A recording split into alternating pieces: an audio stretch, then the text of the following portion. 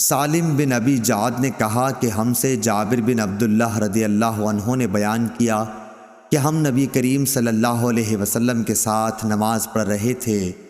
اتنے میں غلہ لادے ہوئے ایک تجارتی قافلہ ادھر سے گزرا۔ لوگ خطبہ چھوڑ کر ادھر چل دیے۔ نبی کریم صلی اللہ علیہ وسلم کے ساتھ کل 12 آدمی رہ گئے۔ اس وقت سورہ جمعہ کی یہ آیت اتری۔ ترجمہ: اور جب یہ لوگ تجارت اور کھیل دیکھتے ہیں تو اس طرف دوڑ پڑتے ہیں اور آپ کو کھڑا چھوڑ دیتے ہیں۔ صحیح بخاری حدیث نمبر 936۔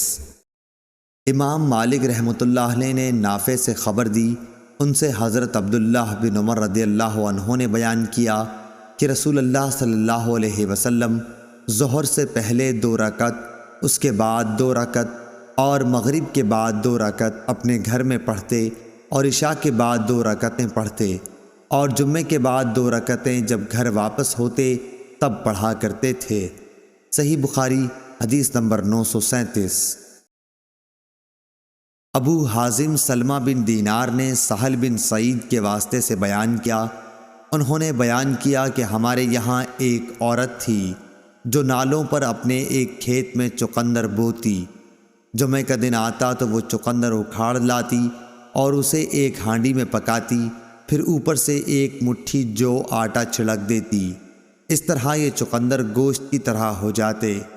جمعے سے واپسی میں ہم انہیں سلام کرنے کے لیے حاضر ہوتے تو یہی پکوان ہمارے آگے کر دیتی اور ہم اسے چاٹ جاتے۔ ہم لوگ ہر جمعے کو ان کے اس کھانے کے آرزومند رہا کرتے تھے۔ صحیح بخاری حدیث نمبر 938۔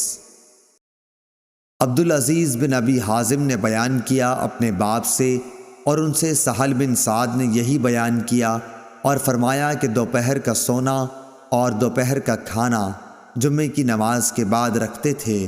صحیح بخاری حدیث نمبر 939۔